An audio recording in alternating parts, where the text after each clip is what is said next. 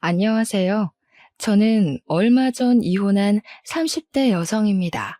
이 세상에 제정신 아닌 사람 많다고 하지만 정말 정신병자를 만나기란 쉽지 않잖아요.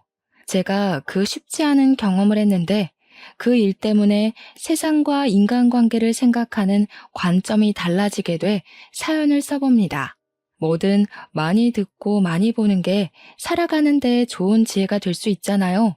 여러분들도 제 사연 들어보시고 이런 도라이도 있다는 걸 명심하며 들어주셨으면 좋겠어요. 저는 결혼하기 전부터 남편과 가치관이 아주 잘 맞는 편이었어요. 특히나 아이 부분에 대한 사상이 비슷했는데 남편도 저도 아이로 인해 우리의 삶이 뒷전되는 걸 원치 않았다는 거예요. 아이 유무에 대한 생각이 같지 않으면 부부 생활 이어가기 어렵잖아요. 그리고 저출생률 높다고 하더라도 보통은 여건만 되면 결혼하고 아이를 갖고 싶어 하는 분들이 많더라고요. 저는 여건이 되든 말든 아이를 원하지 않는 사람이었습니다. 그건 남편도 마찬가지였는데 그런 인연을 만나는 게 참 어려웠어요. 그래서 제가 더 남편을 남다르게 생각했던 것 같습니다. 남편도 제 의견에 흔쾌히 동의를 해줬고 저희는 아이를 갖지 않기로 하고 결혼을 했어요. 보통은 아이를 갖지 않겠다고 하면 양가 어른들이 안 좋게 생각할 수도 있고 그 일로 인해 결혼을 반대할 수도 있잖아요. 신기하게도 저희 부모님은 물론 시가에서도 저와 남편의 뜻을 존중해 주셨어요. 양가 집안의 뜻까지 저희 생각과 같았을 때 저는 천생연분을 만났다는 생각까지 했었습니다. 그런데 말입니다. 사람이 혼자만 살다가 평생을 함께할 배우자가 생기고 호적이 같아지고 하니까 왠지 모를 감정이 생기더라고요. 그건 바로 아이 부분이었습니다. 이건 결혼을 해봐야만 느껴지는 그런 감정인 것 같았어요. 그러니까 남편이랑 제가 살다 보니 아이를 갖고 싶어졌다고 변심을 하게 된 거죠. 그렇게 마음을 바꾼 것 또한 누구 한 명만 그랬던 게 아니라 남편과 제가 서로 느꼈던 부분이었어요. 저희가 어떻게 마음을 바꿔먹었냐면 연애할 때와는 다른 환경 속에서 이런저런 대화를 많이 해보니까 우리가 서로 육아에 대한 가치관 또한 비슷하다는 걸 알게 되었거든요. 과거에 아이를 가질 생각은 없었으나 만약 아이가 있다면 나는 이렇게 해나갔을 것이다 라는 그런 생각들이 남편이랑 잘 통했어요. 그 덕에 뭔가 이런 남편이라면 아이를 가져도 될 것 같은 믿음이 생겼고 저랑 남편은 서로 아이를 갖자고 생각을 바꾼 겁니다. 막상 다짐을 하니 기대는 더욱 커졌어요. 우리 둘만으로도 행복한데 우리가 그리는 미래에 우리를 닮은 새 가족이 생긴다고 하니까 그것 참 기분 이상하더라고요. 그러나 그 기대에는 바로 찬물이 뿌려지고 마는데요. 저희는 병원에서 실망적인 결과를 듣게 되었어요. 의사가 말하길 남편이 불임에 가까운 난임이라고 하는 겁니다. 저도 저지만 진심으로 아이를 생각했었던 남편이 좀 많이 실망한 기색을 드러냈어요. 그래도 원래 우리가 결혼 전부터 아이를 계획했던 건 아니라서 저는 남편한테 괜찮다고 위로를 해줬습니다. 아쉬운 건 아쉬운 거고 안 되는 건 안 되는 거잖아요. 식구들은 당연히 우리 사이에 아이를 원하고 있었는데 저희가 아이 낳겠다고 생각을 바꿨을 때 양가에서 저희보다 더 좋아해 주셨거든요. 검사를 하고 난 후에는 차마 양가 집안에 알리지 못하고 있었는데 한날 시부모가 검사받은 걸 기대하면서 우리더러 아이 얘기를 한 적이 있었어요. 그런데 남편이 생각보다 상심이 컸는지 시부모가 찍소리도 못하게 설명해서 입을 막더라고요. 나 불임이야. 아기 못 가지니까 기대는 안 했으면 좋겠어. 원래부터 아기 생각은 없었는데 막상 아예 못 가진다고 하니까 기분이 좀 이상하더라. 웬만하면 내 앞에선 아이 얘기하지 말아주라. 남편의 솔직한 고백에 그때 분위기는 정막 그 자체였습니다. 그날은 시부모님이 너무 당황해서 더 이상 별 말을 못했어요. 자기 자식이 불임이라는데 말 함부로 할 부모가 어디 있겠습니까? 그날은 시부모님이 제 눈치까지 보면서 조금 면목 없는 기색을 드러내기도 했어요. 저는 정말 괜찮았거든요.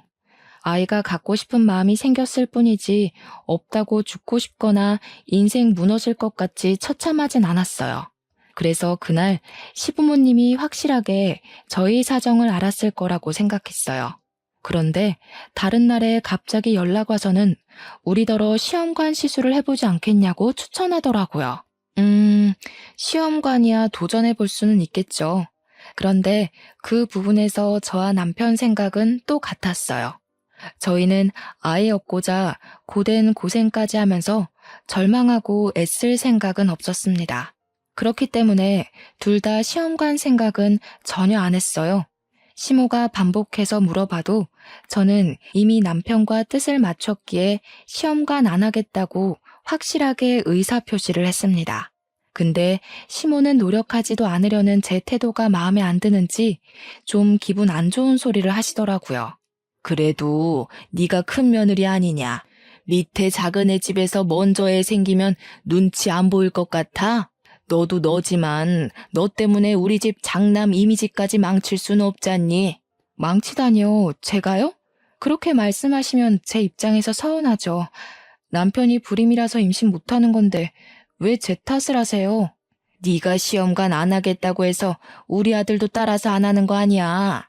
어쨌든 둘이 다시 얘기해서 시험관 해보도록 해라. 사람이 살아가는데 순리가 있는 법인데 무슨 말도 안 되는 고집을 부린대?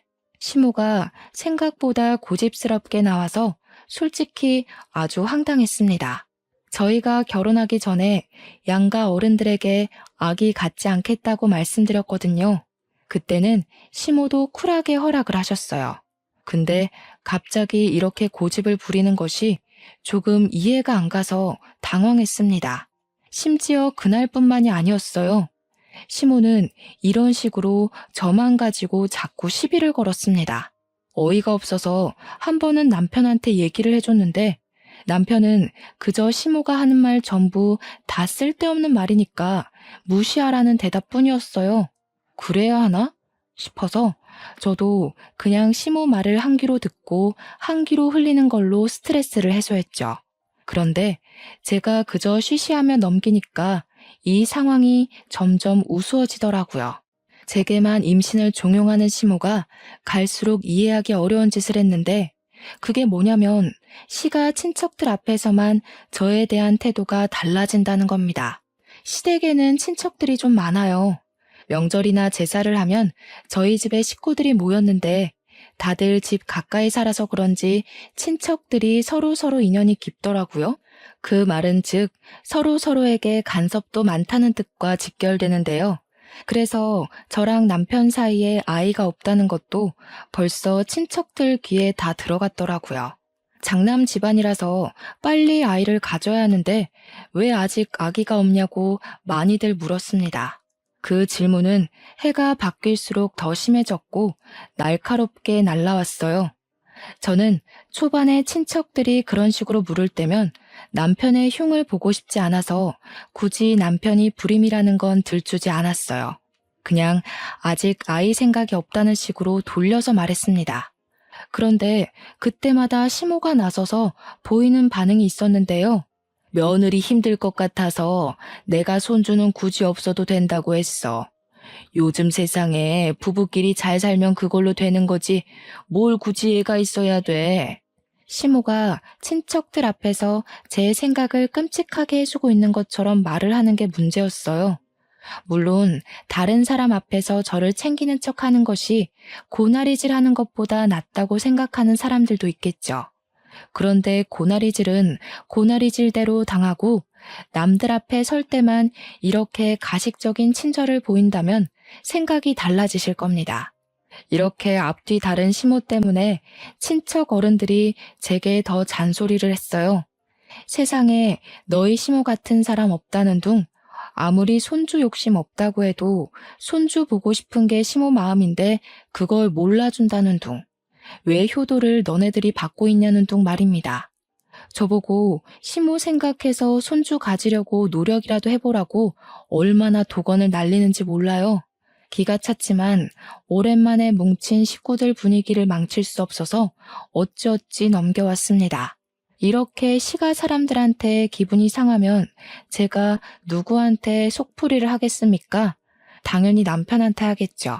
그래서 늘 명절이나 시가에 큰 행사가 있고 난 후면 저도 모르게 남편한테 툴툴 털어놓게 됐어요. 그럴 때마다 남편이 사과를 해주기는 합니다. 근데 결국 그 사과도 저를 설득해서 시모를 이해해달라는 의미뿐이에요. 원래 부모가 자식 생각하는 마음이 다 그런 거 아니겠어? 손주 못 낳아주는 거 미안하긴 하니까 그냥 우리 엄마 하고 싶은 대로 두자. 내가 당신한테 더 잘할게.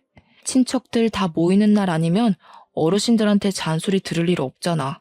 그럴 때만 당신이 그냥 효도한다 생각하고 좀 참아줘. 그럼 욕먹는 건 나야. 어르신들이 갈수록 나만 버릇없는 며느리를 볼 거 아니야. 지금 어머님이 나 닥달해서 시험관 시키려고 머리 굴리는 거 모르겠어? 짜증나 죽겠네. 잘못은 내가 한 게 아닌데 왜 내가 욕바지 역할을 해야 돼? 말을 꼭 그렇게 해야겠어? 당신 말은 지금 내 잘못이니까 내가 욕바지 해야 된다는 거야? 그럼 당신은 고자 남편 있다고 동네방네 소문나도 상관없어? 당신만 살고 나는 망신당해도 상관없냐고. 내 말은 우습고 당신 하는 말은 안 이상해? 당신이야말로 당신 욕먹을 바엔 내가 욕먹는 게 낫다고 생각하는 거잖아. 나더러 평생 불효자라 욕먹으면서 살라는 거 아니냐고. 좀 그러면 어때서? 나도 친정 가서 욕먹을 거 먹을게. 여긴 우리 식구 집안이잖아. 고자보단 불효자가 낫구만. 그걸 이해 못 해주냐? 결국 남편의 사과는 제가 처음 불만을 트기 시작했을 때 한 번뿐이지 그 뒤의 얘기는 전부 이런 식의 대화였습니다. 기가 찬 소리 하는 건 남편도 마찬가지였으니 저는 속풀이라는 의미로 남편과 다투는 날이 점차 늘어갔어요. 남편이 아이 욕심이 병적으로 강하지는 않았지만 아마 자기도 고자 소리는 창피한 듯 보였습니다. 은근슬쩍 제 입을 막으려고 했고 시간이 갈수록 시모 편을 드는 건 점점 더 도드라진 모습이었어요. 그 와중에 시모는 계속해서 시험관을 조르고 있는 상황이었는데요. 문득 그런 생각이 들더라고요. 임신은 나만의 문제가 아닌데 왜 자꾸 나만 임신으로 인해 스트레스에 시달려야 되는 건지, 쓰레기가 되어야 하는 건지 억울하더라고요. 그래서 한날은 시모가 집에 들러서 남편이 좋아한다는 파김치 좀 가져가라 부른 적이 있었는데 그날 또 시험관 얘기를 하길래 시모한테 직접 말했습니다. 언제는 저희 부부끼리만 잘 살면 된다면서요. 손주 필요 없다면서요. 저희가 결혼하기 전에 다 말씀드렸는데 갑자기 이렇게 집착하시는 이유가 뭐예요? 저랑 남편이 변심하지 않았으면 원래 없었을 손주예요. 처음엔 애 없이 둘만 살고 싶다고 시작하는 부부가 어디 한둘인 줄 알아? 그 사람들도 나중에는 다 생각 바뀌어서 애 갖는다. 너희들도 그럴 거라 생각해서 허락해 준 거지. 그건 어머님이 멋대로 판단하고 결론 내리신 거네요. 다시 말씀드릴게요. 아이 갖고 싶다고 중간에 마음 바꾼 건 맞지만 시험관까지 하면서 갖고 싶은 생각은 없어요. 남편도 그 일 때문에 스트레스 많이 받고 있으니까 그만 좀 하세요. 어머님이 자꾸 제 문제인 것처럼 소문내서 저도 힘들다고요. 내 아들이 진짜 애 안 갖고 싶어서 그러는 줄 아니? 네가 좀 남편 위해서 희생해주면 되는 거를 무슨 고집이 이렇게 세? 그 사람들이 얼마나 말 많은 사람들인데 내가 정신 나갔다고 우리 아들 문제 있다고 떠벌리겠어? 이런 거 서로 포용해주라고 부부를 하는 거야. 부부끼리 서로 보듬어주라고 하는데 시모가 하는 말은 모두 자기 아들을 위한 얘기가 아닙니까? 자기 아들이니까 자기 아들을 감싸는 거 이해해요. 그렇다고 그걸 다른 집 귀한 자식한테 강요하면 안 된다고 생각하거든요. 그럼 저는요? 어머님이 이상하게 돌려 말씀하셔서 어르신들이 저만 욕하잖아요. 어머님이 말씀하시는 것에서 제가 득보는 건 뭔데요? 전부 다 어머님 좋은 일, 남편 좋은 일만 늘어놓고 계시는 거 스스로 안 느껴지세요? 그렇게 억울하면 시험관 하라니까. 네가 애만 가지면 내가 왜 너를 들들 볶겠냐. 내가 너 때문에 요즘 통 잠을 못 잔다. 네가 우리한테 피해주고 있는 건 왜 생각 못하니? 억울하고 분하면 임신을 하라니. 무슨 말만 하면 기승전결 임신. 시모는 얼마나 열이 받았는지 제 얼굴에 침까지 튀기면서 손가락질을 했습니다. 저 때문에 집안 사람들 얼굴 보기 창피해서 못 살겠다고 하더군요. 그런 와중에 제가 따박따박 대꾸하니까 더 화가 났는지 갑자기 파김치통을 제게 던져버리더라고요. 저도 모르게 그 통을 받았는데 저야말로 시모 행동에 열이 받아서 그걸 그대로 바닥에 던져버렸어요. 그러자 파김치 통 뚜껑이 열리면서 바닥에 파김치가 쏟아졌고 시모 양말을 흥건히 적셨습니다. 경고하는데 한 번만 더 저를 그런 식으로 말씀하시면 남편 고자라고 다 말할 거예요. 그리고 이건 안 들고 갈게요. 뭐 쏟아져서 먹을 수도 없겠지만 씨 없는 수박 뭐가 이쁘다고 반찬을 챙겨주세요? 애초에 남편 씨만 좋았어도 어머님이랑 저 사이에 이런 불상사는 없었겠죠? 근본 문제가 뭔지 똑바로 생각해 보셨으면 해요. 저는 결국 빈손으로 왔다가 빈손으로 나가야 했습니다. 그때 시모가 제 뒤통수에 대고 야! 라며 목청을 높이면서 달려오는 기척이 들리더라고요. 돌아보니 제 머리채를 잡으려고 하대요. 그래서 바로 피해버렸어요. 그니까 시모가 허둥지둥대면서 바닥에 꽈당 넘어지는 게 아니겠습니까? 시모가 뛰어온 길에는 파김치 국물로 엉망이 되어 있었습니다. 꼴 좋았어요. 제가 만약 못 피했다면 저는 시험관 안 한다는 이유로 불효자로 욕먹고 내조 못하는 아내로 찍히는 걸로 모자라 시모한테 두들겨 맞기까지 했을 거 아닙니까? 호구같이 당해주기 싫었어요. 정말 황당한 상황이잖아요. 조선시대도 아니고 이런 억울한 누명을 누가 참고 있겠습니까? 넘어진 시모를 살펴주지도 않고 저는 매몰차게 집으로 돌아왔어요. 그런데 제가 제 의사표현 좀 했다고 시모가 많이 성난 건지 그걸 남편한테 고자질했더라고요. 남편이 퇴근하고 오는데 손에 새로운 파김치통이 들려 있었습니다. 시댁에 들렸다가 오는 길 같았어요. 남편은 파김치통을 제가 보는 앞에 팍 내려놓더니 화가 났다는 표시를 잔뜩 했습니다. 당신이 우리 엄마 허리 다치게 했다며? 왜 계속 우리 엄마랑 싸우려 드는 거야? 그냥 곱게 내내할 수는 없냐? 엄마가 아들 고자인 거 남들한테 말하는 게 창피할 수도 있는데 그것도 하나 이해 못 해주냐고. 어머님이 말을 또 그렇게 하셨네? 어머님 소설가 하셔야겠어. 어쩜 그렇게 자기 위주로 이야기를 잘 지어내실까? 나 꼭 사기 결혼당한 기분이야. 결혼 전에 우리 뜻 존중해주던 어머님은 어디 가셨대? 지금 비꼬냐? 젊은 네가 좀 이해해줄 수 있는 걸 꼭 그런 식으로 말해야 했어? 대체 불효자로 욕먹는 게 뭐 대수라고 이렇게까지 해? 친척 어른들을 맨날 만나는 것도 아니고 내가 좀만 참으라고 했잖아. 내가 친척 어른 만나는 것 때문에 이러는 거라고 생각해? 어머님이 당신 흠 덮으려고 나를 싹 수 없는 애로 만들고 있는 게 문제잖아. 아들 문제 숨기고 싶다고 거짓말을 하는 건 아니지. 내가 시댁 종도 아니고 왜 남을 위해서 기꺼이 욕먹는 걸 감수해야 돼? 남? 진짜 말 짜증나게 한다. 이런 게 부모 자식 간의 애정이야. 부모 사랑 못 받고 자란 애처럼 왜 이래? 아, 장인어른 장모님은 당신한테 하자가 있어도 나 몰라라 했었나 보지? 끝내 친정 부모님까지 욕보이는 남편에게 진심으로 기분이 상한 저는 제가 무슨 말을 해도 남편이 내 말을 안 들어주겠구나라는 걸 깨달았습니다. 남편도 시모처럼 이미 자기 이미지 지키는 데에 저를 이용하는 것을 당연하게 생각하고 있었어요. 마치 저를 문제아처럼 말하고 있었지만 저는 똑똑하고 정상적인 부모님 밑에서 자랐기 때문에 이 집이 잘못되었다는 걸 온몸으로 느낄 수 있었죠. 그래? 그런 게 조건 없는 사랑이고 효도구나. 거짓말을 해서라도 내 사람 안 쪽팔리게만 해주면 되는 거네? 어머님, 아버님이 자식한테 참 좋은 거 가르쳐 주셨어. 나는 나 쪽팔린다고 가족을 공경에 빠뜨리란 교육은 못 받았거든. 우리가 자식 낳으면 우리 애한테도 그런 식으로 가르칠 거야? 이건 나랑 좀 생각이 다른데. 비꼬지 말라고. 네가 이런 사람인 줄 알았으면 결혼도 안 했겠지만 이미 늦어버렸으니 너랑은 애 낳을 일 절대 없어. 너 같은 게 하나 더 생길 생각하니까 아주 치가 떨린다. 남편은 제게 손찌검을 하고 싶어 했는데 스스로 조절하면서 방을 나갔습니다. 그때부터 저희는 각방을 사용했어요. 서로 아는 체도 안 하고 밥도 따로 먹었습니다. 그렇게 좀 잠잠한 시간을 보내나 싶었어요. 남편이랑 다투니까 시모한테도 연락이 안 와서 그건 좀 좋더라고요. 아무래도 남편이 제 고집 때문에 시모한테 임신 얘기하지 말라고 경고를 한 것 같았습니다. 그걸 어떻게 눈치챘냐면 그래도 시댁에서 하는 제사는 가야 되잖아요. 거기서 시모가 제게 말 한마디 안 하고 행동으로만 행주 툭 던지고 국자 툭 던지고 할 때 눈치를 챘어요. 그러거나 말거나 무시했습니다.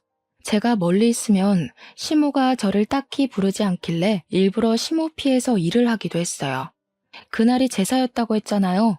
그래서 시댁이 큰 집이었던지라 역시나 친척 어른들까지 오는 날이었는데요. 친척 어른들은 지난번에 봤을 때보다 더 제게 냉랭한 태도를 보였습니다. 아예 제 인사도 안 받아주는 것 같은 느낌을 받았어요.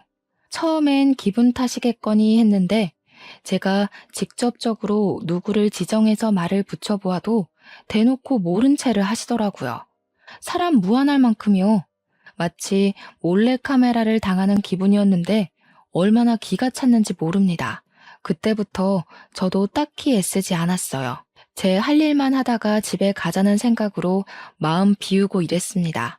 그리고 제가 콩나물을 다듬고 있을 때였어요. 시모에 동서되는 어르신이 조심스레 제 곁에 와 앉더니 같이 콩나물을 다듬어 주시더라고요. 그러면서 그 어르신에게만 고개를 살짝 숙여 인사를 했는데 그때 어르신이 뜻밖의 말씀을 해주셨어요. 내가 잘 아는 난임센터 하나 소개해 줄 테니까 시어머니 그만 속상하게 하고 가서 검사라도 받아봐. 불임이라는 거 다 들었어. 네 시애미가 얼마나 속상해하면서 울던지. 자식들만 보고 사는 사람인데 불쌍하지도 않냐? 이때 상황 파악하느라 한 10초는 멍 때렸던 것 같아요. 그리고 저는 바로 헛웃음을 뱉었습니다. 가만히 듣자 하니 시모가 아주 기가 막힌 거짓말을 해놨더라고요. 많은 친척 어른들한테 제가 불임이라고 소문을 퍼뜨려 놓은 거 아니겠습니까? 와, 그래서 다들 저를 보고 혀를 끌끌 차고 인사도 안 받아줬구나. 이해가 되더라고요. 이거 진짜 이렇게 넘어갔다간 정말로 호구될 것 같대요? 앞으로 살 날이 얼만데 제 결혼 생활 또한 더 피곤해질 것 같았고요. 저는 그래도 저한테 시모인 사람이니까 최소한의 예의는 지켜야 할 것 같아서 남편이 고자라고 소문은 안 냈어요. 그런데 시모가 먼저 선수를 치고 저를 바보 만들어 놓은 거 아니겠어요? 참을 수가 없었습니다. 이건 제가 며느리라는 이유만으로 참아줄 수 있는 수위를 넘긴 것 같다는 생각이 들었어요. 저는 바로 콩나물을 팩 던지고 얘기를 했습니다. 와, 소문 무섭네요. 불임은 제가 아니라 남편이거든요. 어머님이 또 거짓말을 하셨어요? 남편이 씨 없는 수박이라고요. 제가 문제가 아니라 남편 몸에 정자수가 없다는데 제가 없는 씨를 가지고 애를 만들 수는 없잖아요. 어머님은 왜 계속 제 몸에 이상 있는 것처럼 몰아가신대요? 제가 몇 번이나 말씀드렸는데 또 그러시네. 제 앞에 어르신이 제 발언에 아무 말도 못하고 있자 저는 자리에서 일어나 이참에 다 밝혔어요. 못 믿겠으면 검사 결과지까지 보여주겠다고 나는 내 모든 걸 걸고 불임은 남편이라는 걸 주장할 수 있으니 어르신들도 계속 날 욕할 거면 뭐라도 걸고 욕하라고 해버렸습니다. 친척 어른들은 제 패기에 당황해서 말문을 쉽게 트지 못했어요. 그땐 시모가 화장실 가고 없었던지라 저를 더 이상하게 쳐다봤습니다. 이것도 어머님이 거짓말일 거라고 하던가요? 검사 결과지를 이 집에다 붙여놔야 하나? 대체 뭐라고 하면 믿으실 건데요? 애들이 누구 왕따 시키는 건 철없다고 핑계라도 대줄 수 있지. 어르신들은 저 매도한 거 뭐라고 변명하실 거예요? 나중에 사실이 뭔지 알려지면 저한테 사과는 하실 거예요? 야, 안 닥쳐? 이게 뭐라는 거야? 어르신들 놀라셨잖아. 어디서 없는 얘기를 그렇게 당당하게 말해? 당신 따라 나와. 집에 가서 얘기하자. 그 순간 남편이 거실에 있다가 급히 제게 달려와 끌고 나가려고 했습니다. 저는 그런 남편을 팩 놓고서 어르신들께 바로 알렸어요. 이대로 억울해서 못 참겠네요. 검사 결과지 지금 휴대폰이 있는데 보실래요? 어머님이 자기 아들 고자인 거 창피하니까 저를 대신 팔아먹으려고 하는 것 같은데 저도 사람이거든요. 이런 식으로 이용당하면 기분 엄청 나빠요. 똑똑히 들으세요. 불임은 제가 아니라 남편이라고요. 그리고 그 타이밍에 시모가 화장실에서 나왔습니다. 친척 어른들은 뭐가 진짠지 모르는 얼굴을 하고 있었어요. 그럼에도 팔은 안으로 굽는다고 곧 제가 행패를 부리고 있다고 생각해 저만 이상하게 쳐다보았죠. 그 상황에서 남편이 저를 잡아 끌고 다시 자리를 벗어났는데요. 신발을 신을 때쯤 어른들이 시모한테 이 집 장남이 불임이었냐고 묻는 걸 들었습니다. 이미 그것만으로도 시모는 충분히 곤란했을 겁니다. 그리고 밖으로 나온 남편은 저를 엘리베이터 앞에서 놓으며 쪽팔린다고 집으로 가라고 했어요. 어머님이 내가 불임이라고 소문냈더라. 내가 그걸 웃으면서 내내 했어야 했어? 아, 당신도 내가 욕먹는 걸 바랬었지? 내가 지금 호랑이 굴에 혼자 들어간 건가? 어떻게 다 나를 못 잡아먹어서 안달이래? 그렇다고 꼭 그렇게까지 할 필요는 없었잖아. 예의 없게 어르신들 앞에서 그게 무슨 행패야? 가서 사과할 거 아니면 당장 돌아가. 당신 데려다 줄 기분 아니니까 걸어서 가든지 버스 타고 가든지 알아서 해. 나는 사실을 말했을 뿐인데 아직도 억울하네. 여기서 봐주면 어머님이 나를 아주 등신으로 보고 더 소설 쓸 것 같은데 지금도 안에서 뭐라고 변명하고 계실지 몰라. 나는 어머님이 나한테 사과할 때까지 절대 그만할 생각 없으니까 당신이야말로 잘 판단해. 제가 말을 함부로 놀리자 남편이 성질났는지 제 뺨을 때렸습니다. 안 그래도 친척들 앞에서 고자라 까발려져 화가 났는데 제가 사과는커녕 바락바락 대드니까 참을 수 없었나 봅니다. 남편은 제게 사과도 안 하고 그대로 돌아서 집으로 들어가 버렸고 저는 억울한 마음에 눈물 글썽이며 한참 서 있다가 집으로 돌아왔습니다. 남편이랑 같은 공간에 있기 싫어서 친정을 찾아갔어요. 친정은 논을 마주보고 있는 주택인데요. 복잡한 도심 속에 살다가 고향을 찾으면 그나마 머리가 식는 기분이라 스트레스가 극에 달할 때마다 찾는 곳입니다. 늦은 시간에 찾아갔는데도 친정 부모님은 저를 반갑게 맞이해줬어요. 부모님을 보니까 그간 악으로 깡으로 버텨왔던 서름이 한순간에 터져나왔어요. 인사도 못 드리고 눈물부터 보이자 친정 부모님은 제가 굳이 말 안 해도 결혼 생활이 많이 힘들다는 걸 알아봐 주시더군요. 아휴, 김서방이 잘 좀 할 것이지. 우리 딸 얼굴이 왜 이렇게 안 좋아? 밥은 먹었니? 사돈집에서 제사 지낸다더니 무슨 일이 있었던 거야? 엄마, 나 진짜 서러워서 못 살겠어. 이렇게 평생 살아야 되는 게 너무 싫어. 나 이제 어떡하지? 내가 고른 남잔데도 너무 꽝이라서 싫은데 어떡해? 나 진짜 이대로 평생 불행해야 되는 거야? 저는 마치 철부지 시절로 돌아간 것처럼 부모님께 제가 당해왔던 부조리함을 다 밝혔어요. 친정 부모님은 제 말을 묵묵히 들어주면서 제 편이 되어주셨습니다. 그럼에도 마음이 독하지 못한 분들이라 시댁을 찾아가서 뒤집어 엎는 짓까진 안 했어요. 그저 제 말에 시댁으로부터 감정만 상하셨고 저를 위로해주는 데에 더 열과 성을 다했을 뿐이었죠. 그것만으로도 저는 사실 위로가 되었습니다. 이젠 누굴 뒷담하고 탓하는 게 지쳤는데 그런 제게 부모님 곁은 누굴 흉보지 않을 수 있는 쉼터 같은 곳이었으니까요. 그렇게 부모님 집에서 하룻밤 자고 출퇴근을 해도 남편한테는 따로 연락이 안 왔습니다. 진짜 웃기게도 시댁에서도 연락이 오지 않았어요. 마치 내가 누군가의 며느리, 누군가의 아내였나 싶을 만큼 잠잠했어요. 그제야 제가 시댁에서 얼마나 보잘것없는 위치였고 존재였는지가 파악이 되더라고요. 너무 짜증이 나서 그냥 이혼해버리자 그렇게 마음먹고 그날 바로 이혼 합의서를 준비했어요. 꼴보기 싫은 사람들 안 보고 합의서에 도장 찍을 순 없을까? 그 고민만 남은 저는 며칠간 같은 생각만 되풀이하느라 거의 멍 때리면서 지냈어요. 그러던 어느 날엔 평소와 좀 다른 일이 발생했는데요. 여느 때처럼 퇴근하고 친정집을 가는데 친정집을 가는 마을버스가 목적지까지 못 가고 멈추는 겁니다.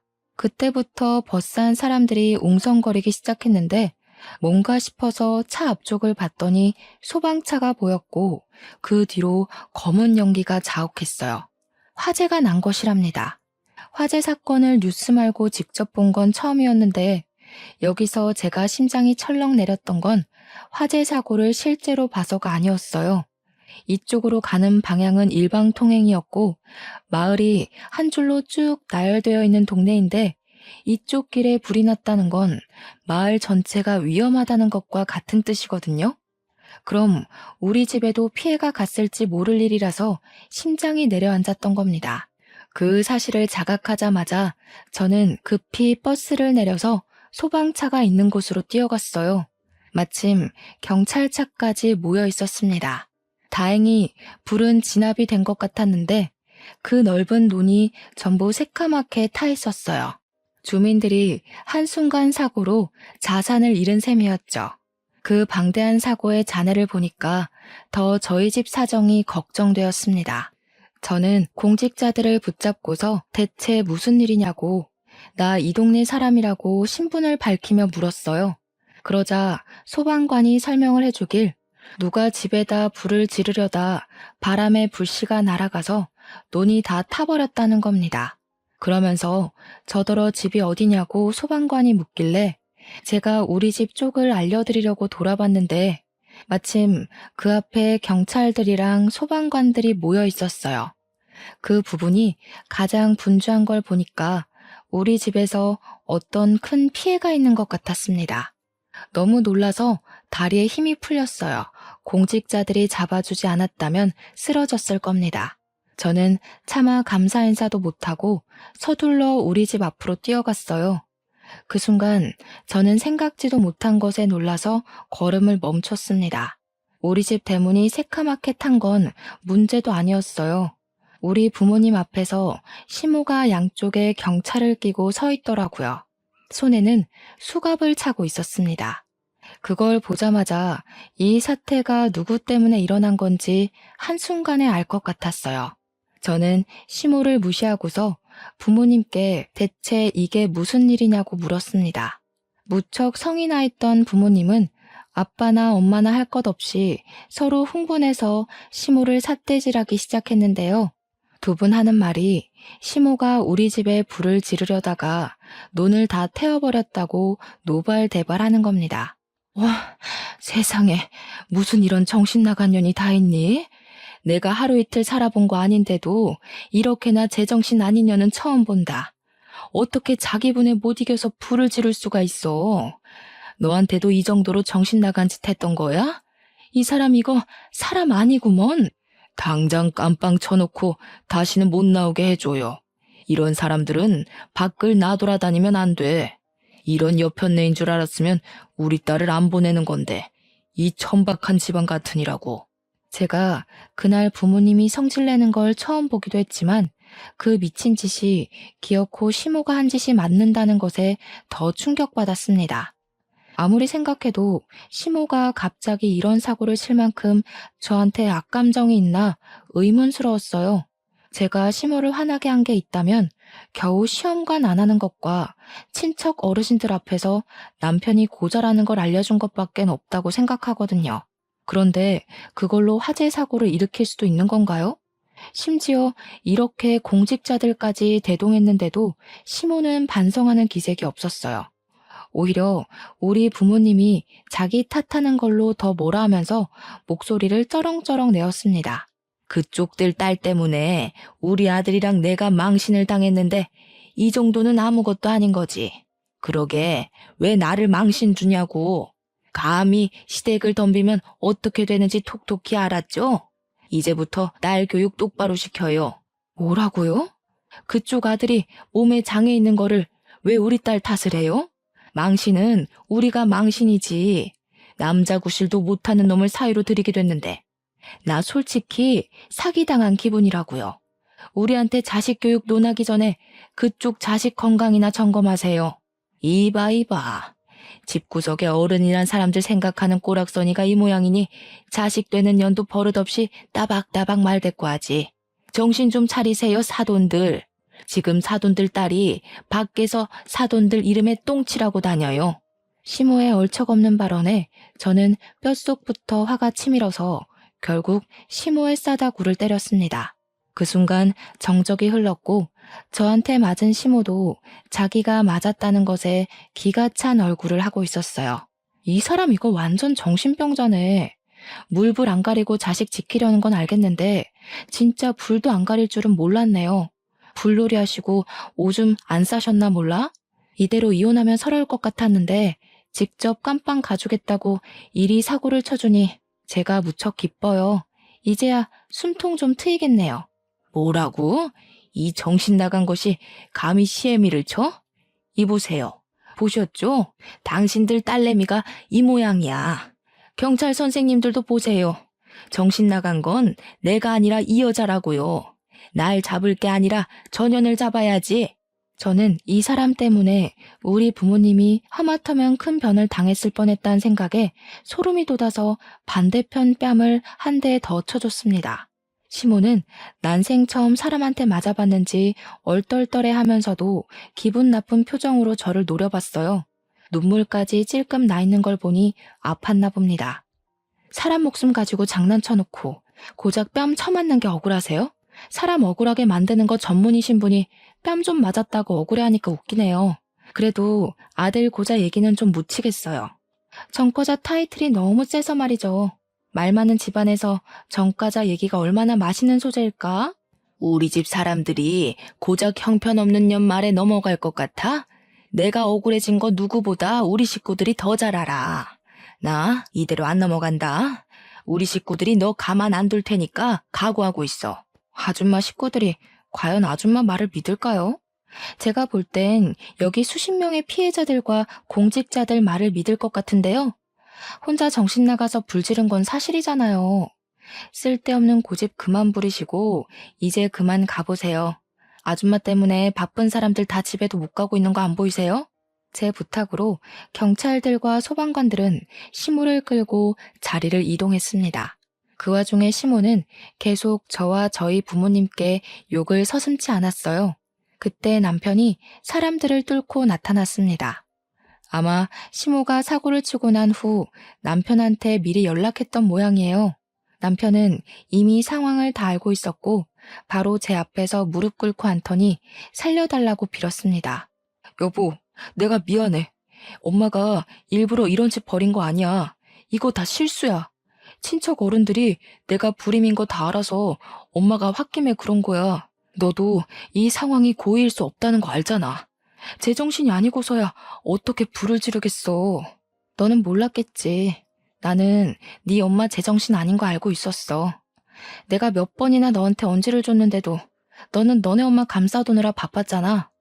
실수든 고의든 지금 상황에서 그런 건 소용없어.